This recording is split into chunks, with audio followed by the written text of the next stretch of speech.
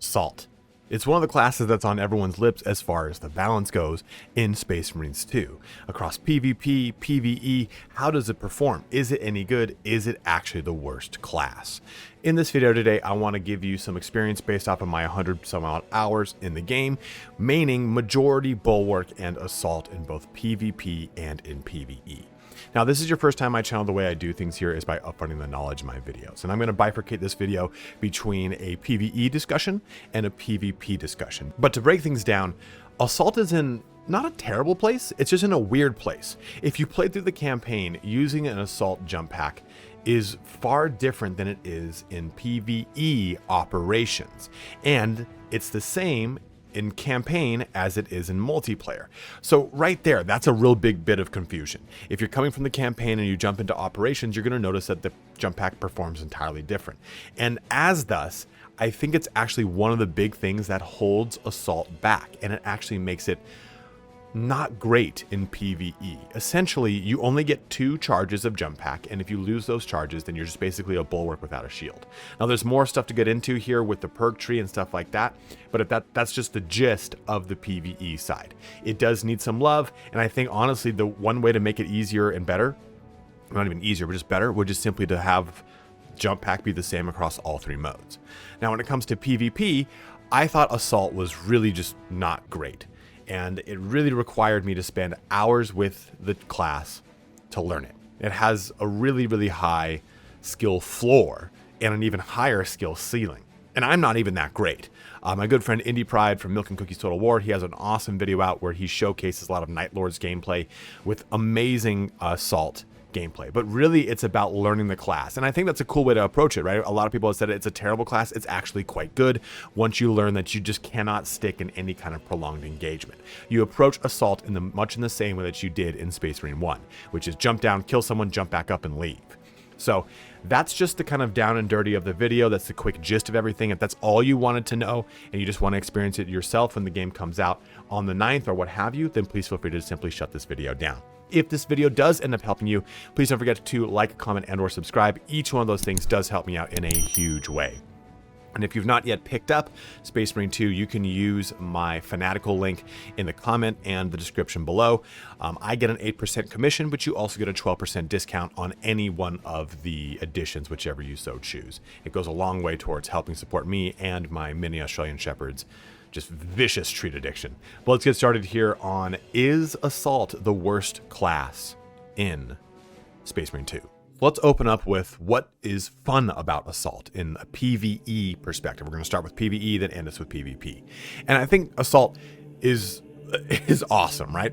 Like, it's so sick to jump up in the air, come down, and just smash shit to crap using a Thunderhammer, right? Completely slam fuck something with this bad boy. It's a ton of fun. You've got a chainsword, you've got a Thunderhammer, and a power fist at your disposal. It's a great kit.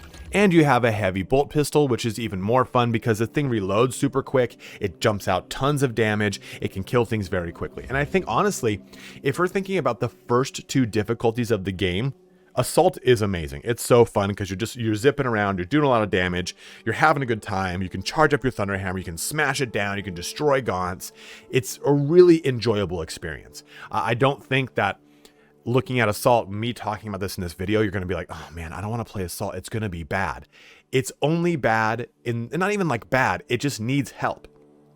And mainly that help comes in the form of the jump pack. The jump pack is just so much different from mode to mode to mode. But it really is a class that's very rewarding, and you need to really learn how to play it. And once you learn how to play it, it becomes even more rewarding because you just get really awesome flow states going, right? Where you're using your jump pack to be very mobile, you're getting perfect parries off, you're getting perfect dodges off, because remember, the big thing with Assault is they have a 50% increase on their perfect dodge window. So they're very much a dodging class and less so of a parry class versus, say, maybe a bulwark. So being able to get all that going, then a gun strike active, so you can do a lunging strike with the Thunderhammer, a lunging strike with the power fist, it's all very awesome, super cinematic, and extremely addicting. So now we've talked about all that, though, what is not great about Assault? What is just not good? And what I really feel are the pitfalls of the class. And just to reiterate, I know I've said it like 5 times now, it's the jump pack. That it's really that if they did nothing else, even though there's more that needs to be done, if they did nothing else but made the jump pack the exact same jump pack as the other two modes, I think it fixes majority of the problems, because the jump pack in operations only has 2 charges. It doesn't have 3. It has a limited range in which it can go up. It maybe goes a quarter of the range as it does in campaign and in PvP, and most importantly, you cannot move laterally. You can't press a button and hover in the air and move around before you drop down with whatever weapon to do destructive damage. You can't do that. And since you only get 2 charges, you're not going to waste a charge up in the air to boost again, because you can't. You're not stabilizing with your your Iron Man feet thrusters. I don't know what they call them that in Warhammer, and I've been playing this fucking game for 20 years. But either way, that's new to Primaris anyway. But either way, the other things that are wrong with Assault are its perk tree. I've talked to a gentleman who is very well versed in the game. He's got 300 plus hours. He was in the original preview event like a month and a half, 2 months ago, and he had a real good take on it. And I echo this sentiment. Assault seems like the class that they first made. And then when they went to make every other class, they learned from a lot of the mistakes of the previous iterations of every single one, and they just improved upon the builds. So like Ad Infinitum all the way down to, like, I think they maybe made Vanguard last, because Vanguard feels so complete. But Assault feels like it's all over the place. So let's take a look real quick here at the perk tree. Yes, we have the 20%, the 50% perfect dodge timing increase. That's amazing. But the rest doesn't really feel awesome. Its final perk is usually the thing that always kind of like sets a class off, but a perfectly timed dodge using a jump pack dash restores jump pack's ability charge. Now that's great, but I have to wait until level 25 to really get a lot of usefulness out of the jump pack. I think if the jump pack had 3 charges and this gave it a 4th charge basically, or no, I'm sorry, not a 4th charge, but like an infinite charge more or less, then it would be useful. But I'm never going to use my jump pack dash because it just doesn't seem worthwhile, since I only get the 2 charges. And if I'm looking at some of the other stuff here, after a perfectly timed dodge using a jump pack dash, you deal 25% more damage. So these two work hand in hand, right? But I need to wait until level 24 and 25 to get them active. That's really punishing. And looking at even just some of the other stuff here, ground pound's damage is increased by 10%. That's cool, but ground pound is not really that amazing. After a ground pound, you do not lose control upon taking heavy hits, and you cannot be knocked back for 10 seconds. Again, amazing, but great, but it's not amazing. Ground pound itself. Here's another one on ground pound. Ground pound deals 100% more damage, but its radius is reduced by 50%. That's cool, but the problem is that you have a lot of these perks that give you sort of an immunity right here, right? So you can't be knocked back, and you can't lose control for 10 seconds. Okay, cool. There's another one. While performing charge attacks, you do not lose control upon taking heavy hits, and you cannot be knocked back. 2 really great perks. You know, you'd think you'd want these perks so that you can charge up your Thunderhammer, unleash it, and just smash the competition. Or you jump into a ground pound and boom, you've knocked everything away, and now you're just gonna get up in the mix and rough and tumble everything, right? You've got so many cool little things that create this feeling that that's how you're going to be with this character. After you are grabbed or knocked back, you deal 15% more damage for 10 seconds. Damage of charge attacks is increased by 15%. So you're leaning into all these big, huge charge attacks, right? Well, unfortunately, the way the game operates, you don't get any benefit from this or from this, because not being able to lose control of your character and when you take heavy hits and not being able to be knocked back doesn't really give you too much of a boon, because basically what happens is in that time frame you just take raw damage rather than your character getting knocked back, which pushes you away from potential damage you could take. Your character just stands there and takes the damage. So your character goes from being a full health character to near nothing, because you really can't take 4, 5, 6 consecutive hits in the highest difficulty from a Tyranid warrior without extreme amounts of danger. So what I see here is the beginning of what seems like a really cool way to approach the game, right? Like, oh man, I can just stand in the thick of it, charge up, and smash my hammer down, and I get a big reward out of it. But the problem too is, and I'm not very high on this, and in this build, I am in another one, but another problem here though, that leans into all these perk trees, is that the Thunderhammer isn't rewarding enough in its performance in PvE. So if you use this one right here, right, 8 strength, right, even the highest relic is only a 2+ more, 2.5 more, right? At a 10.5, which is still going to be more damage. But my point here is, actually, I think there's this one that's more. Yeah, here's a 12. I was like, I know there's one even higher. So this one's a 12, right? And they're both block Thunderhammers, meaning you cannot do a perfect parry, meaning when you can't do a perfect parry, you cannot initiate a gun strike after the perfect parry. That's the difference between a perfect parry and a block. You can just simply block them rather than actually parrying them. So what this means is I'm sacrificing a ton of defense, right? I'm mainly relying purely on my perfect dodge, and my speed is super slow. This one, it does actually pick the speed up, so by the time you reach a relic with this weapon, it will feel very good. You lose a little cleaving potential, but you still have it here. My point remains, though, the weapon itself doesn't do enough AoE boom boom damage for it to really feel strong. And if I charge this up and go to town on a Tyranid Warrior in the higher 2 difficulties, it's not enough damage to make it 100% worthwhile, because for some reason this is still specialized as a wave clearing weapon versus a chainsword, which is considered a single target weapon. So, which is totally opposite in tabletop, right? Really, if I wanted to do more wave clear and really be more sufficient or efficient all the way around, I would play with the Power Fist. And that's really what I play on both my Bulwark and my Assault. I have a lot of fun with it. You really have to wait on the Thunderhammer until this. After performing a ground slam, hold the attack button to perform an additional ground slam. So you need more utility out of it, and you're not going to get it until Artificer, that's not too hard to acquire. But my point is, though, that the actual Thunderhammer's performance isn't amazing, which is the sole reason most people would play an Assault class. The Thunderhammer is awesome, and it's kind of the same way in PvP. It's very punishing in PvP. So to kind of shore up here my rambling of PvE, the perk tree doesn't lean into itself like it does for like the sniper, for example, right? We can do first range attack breaks camo. We can have a lot of lethal damage. Okay, now I'm in camo. I can go resurrect my friends and get camo. I can put so much stuff around camo, or I can use the last fusel to get restore charges and help out with more stuff from this. When camo deactivates, it startles nearby enemies. They will temporarily lose control. Like, so much stuff is here is geared around ways I can manipulate camouflage. Or I use Bulwark and I jump into my perk tree and I've got this for shock grenades, this for shock damage. Or, I'm sorry, perfect parries create a shock area. Where is it? Enemies in shock area take 25% more damage, right? Like, I can really lean into shock style. Why is this over here?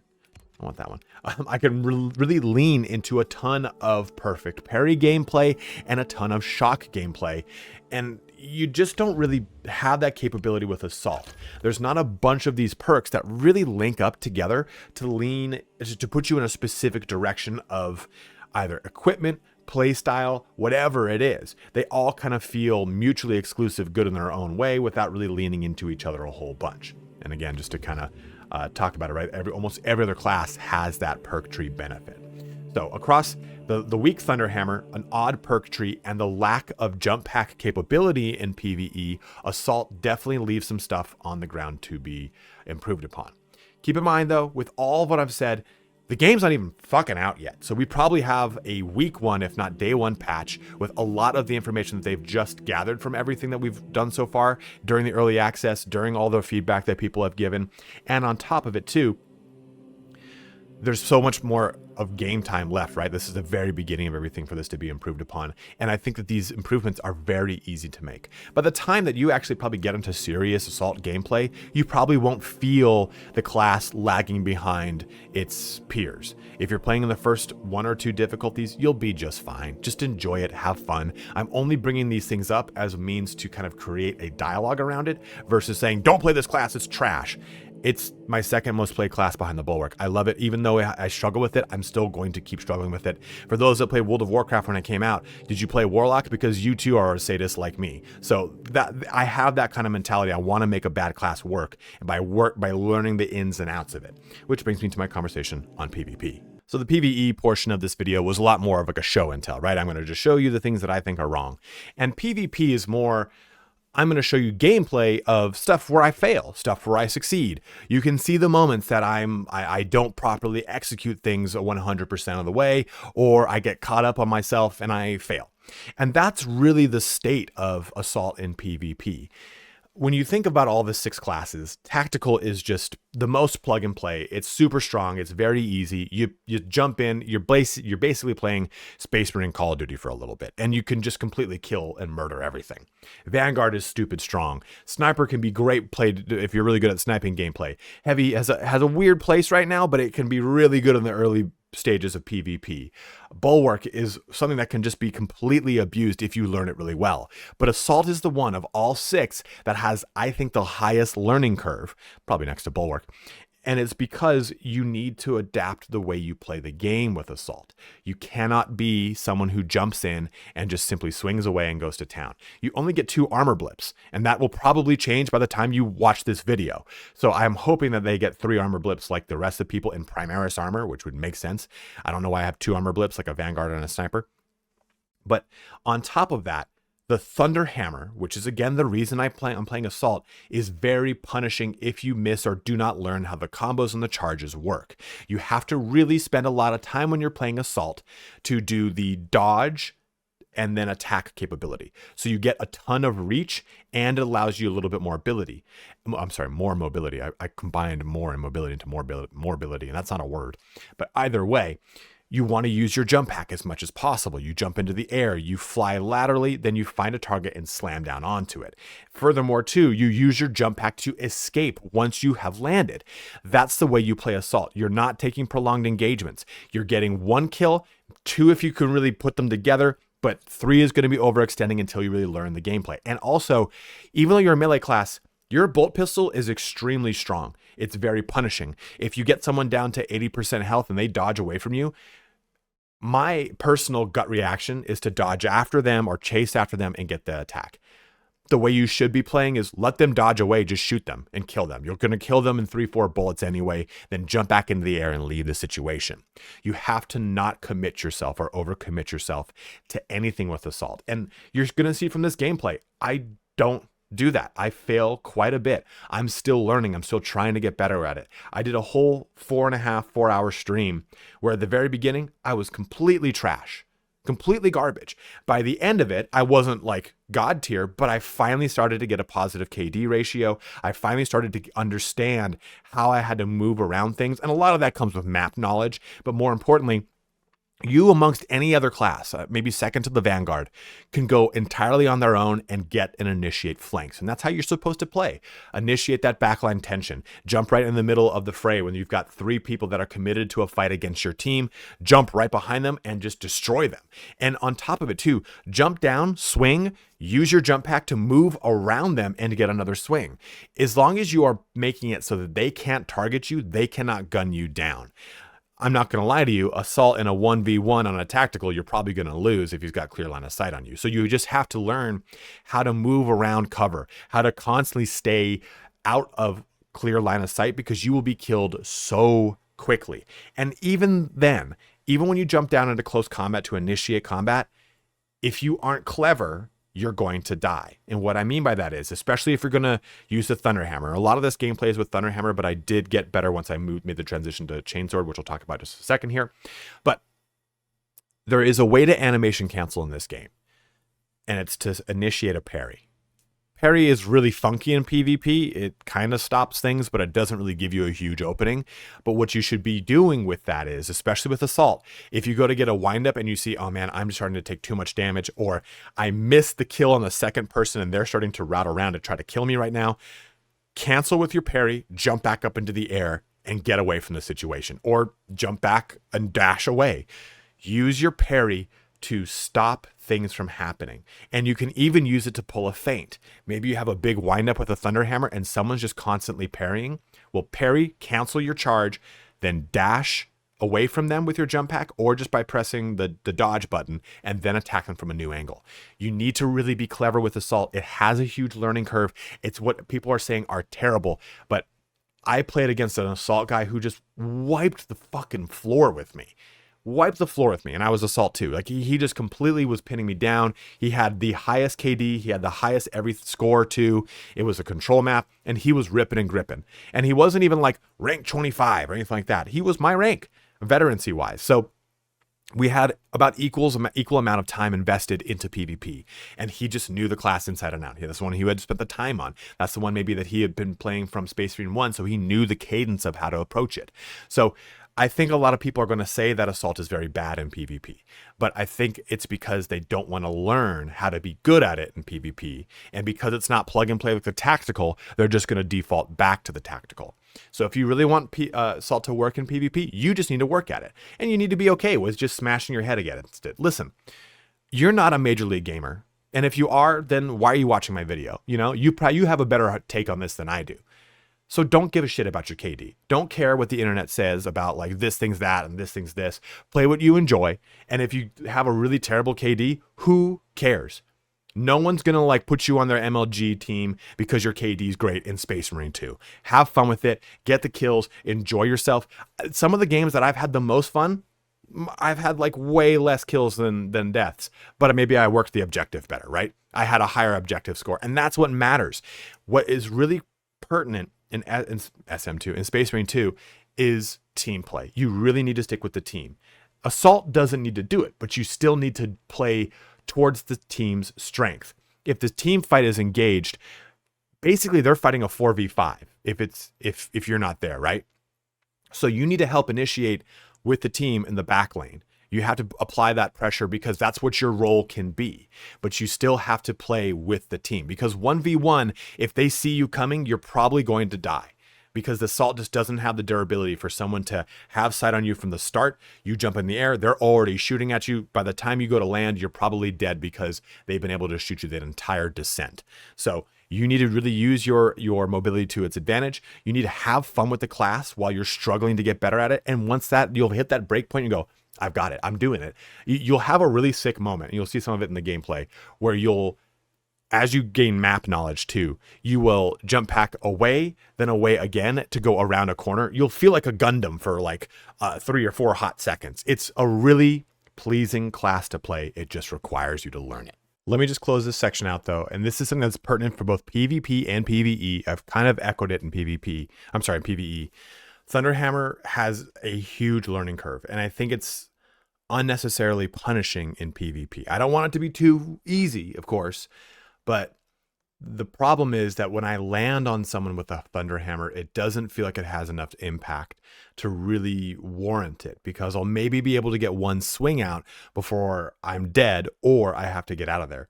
Basically, if I kind of ramp up on someone with the Thunderhammer and they have the drop on me, I won't be able to win.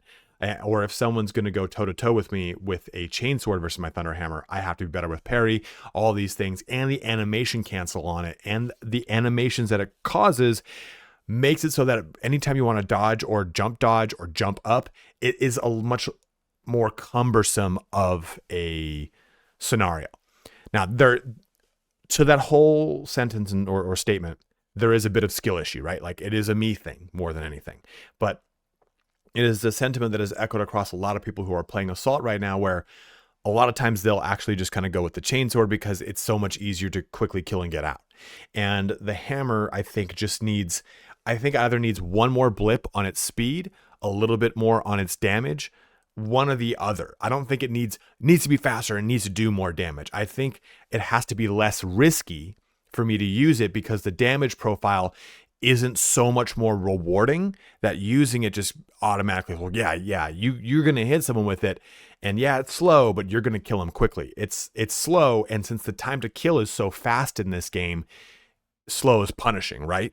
So I think that is a big statement for both PvP and for PvE. In PvE, the Thunderhammer really, its shortcoming is that it takes so long for it to do the damage, and in that time you just simply take damage, like I said before, right? You're statically there while things just jump and hit you. So you can never really get a swing off because you're spending time dodging and parrying when you want to do damage with your hammer. So I think the hammer, the risk reward ratio of speed versus damage isn't as apparent to me, because I can just simply be actually in the fight longer with any other weapon other than the Thunderhammer right now. So at that, it brings our video here to a close. And maybe I didn't touch on every single thing about Assault, but I think that Assault is still a really fun class. I think Assault needs love in PvE, especially in the higher difficulties. I just don't really feel 100% safe bringing it on a Ruthless mission right now. I bring my Bulwark, I'm not worried. A Tactical, a Vanguard, a Sniper, a Heavy. I have a lot of tools at my disposal. But I think that the tools at the disposal for the Assault don't feel as robust because they just, again, that 2 to 3 charges is such a drastic difference. And on top of it, the mobility feels hamstrung because of it. So go ahead and let me know in the comment section below. Are you maining Assault in early access portion and are you loving it? Or what are your pitfalls that you're experiencing with Assault? Or are you about to get into the game and you have some worries about Assault? Let it be known in the comment section below. I'm happy to help out in any way I can. But if you are really good at Assault and you are thriving and you think that this video is completely off base and you see people struggling, please give them some advice. Help them out. Try to disseminate as much information out to the people as possible so people can get better. As always, guys, thank you so much for watching here today. Have a good one and take care.